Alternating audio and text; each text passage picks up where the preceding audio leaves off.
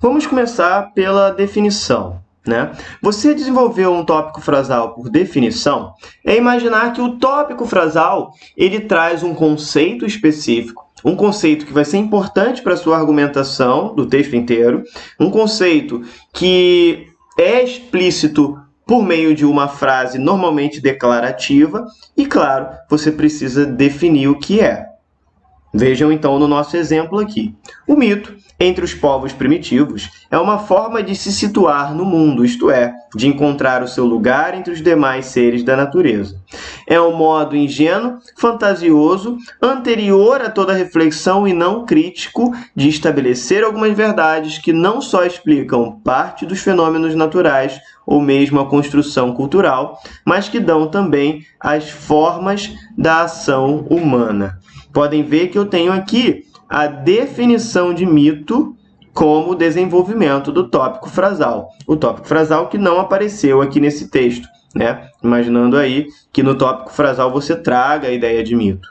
A mesma coisa quando a gente analisa o desenvolvimento do tópico por enumeração. Esse é tranquilo de entender. Basta você imaginar que você construiu um tópico frasal por divisão, dividido em partes uma determinada ideia ou hipótese, e agora você vai enumerá-las, detalhando cada uma dessas partes de maneira mais adequada. Como no exemplo, a televisão, apesar das críticas que recebe, tem trazido muitos benefícios às pessoas, tais como informação por meio de noticiários que mostram o que acontece de importante em qualquer parte do mundo, diversão através de programas de entretenimento, shows, competições esportivas, e cultural, por meio de filmes, debates, cursos. Então, tranquilo de entender a enumeração aí acerca da TV.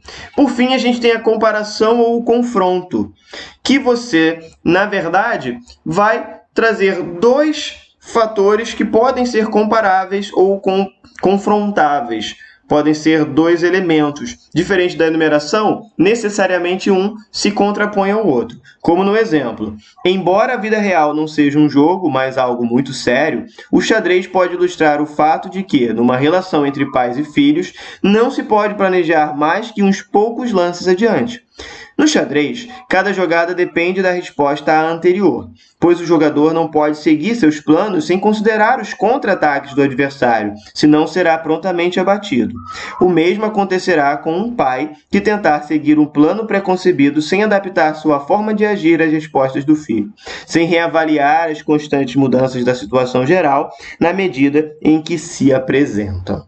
Então, temos aí o exemplo de tópico frasal desenvolvido por comparação ou confronto. Logo em seguida, nós temos aí o desenvolvimento de tópico frasal por razões.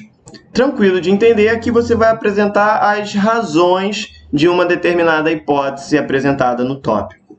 Então, você tem aí como exemplo, as adivinhações agradam particularmente as crianças. Por que isso acontece de maneira tão generalizada? Porque, mais ou menos, representam a forma concentrada, quase diabólica da experiência infantil de conquista da realidade. Para uma criança, o mundo está cheio de objetos misteriosos, de acontecimentos incompreensíveis, de figuras indecifráveis. A própria presença da criança no mundo é, para ela, uma adivinhação a ser resolvida. Daí o prazer de experimentar de modo desinteressado, por brincadeira, a emoção da procura da surpresa. Vejam, aqui tem a explicação, basicamente, né, a razão da ideia inicialmente posta.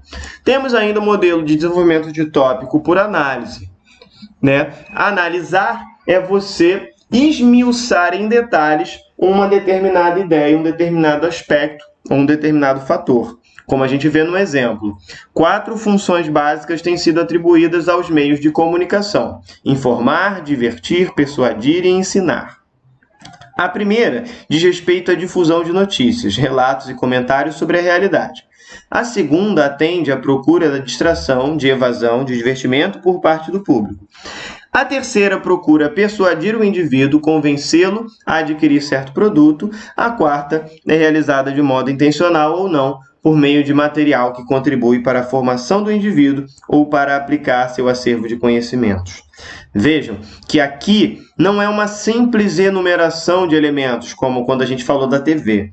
Aqui eu estou analisando as partes em que eu dividi uma determinada ideia, uma determinada hipótese. Analisar, basicamente, é você separar em partes e definir ou caracterizar cada uma dessas partes para compor o todo. É uma forma bem fácil de entender aí o que vem a ser análise. Por fim, a exemplificação, que o próprio nome já diz, né? É autoexplicativo. Você traz um exemplo particular que vai embasar o seu tópico frasal. Então, vamos ver aí, ó. A imaginação utópica e inerente ao homem sempre existiu e continuará existindo. Sua presença é uma constante em diferentes momentos históricos. Nas sociedades primitivas, sob a forma de lendas e crenças que apontam para um lugar melhor, nas formas do pensamento religioso que falam de um paraíso a alcançar, nas teorias de filósofos e cientistas sociais que, apregoando o sonho de uma vida mais justa, pedem-nos, que sejamos realistas, exijamos o impossível. Vejam bem, ele traz uma série de exemplos que trata dessa imaginação utópica que ele diz ser inerente ao ser humano, lá no início, lá no tópico frasal. Então é isso aí, galera. Tenho certeza que se você tiver esse repertório de modelos de desenvolvimento de tópico frasal, você vai mandar muito bem na hora de escrever o seu texto. Lembrando que numa dissertação argumentativa para o vestibular, é fundamental que você domine esses modelos de desenvolvimento para que você possa aplicá-los com correção. Muitas vezes o corretor da redação, quando ele identifica o seu modelo de tópico frasal, ele já tende a valorizar a sua construção como uma construção que argumentativamente está bem posta. Você ganha aí na competência 3 do Enem. Valeu, galera? A gente fica por aqui e até mais, até uma próxima videoaula. Grande abraço!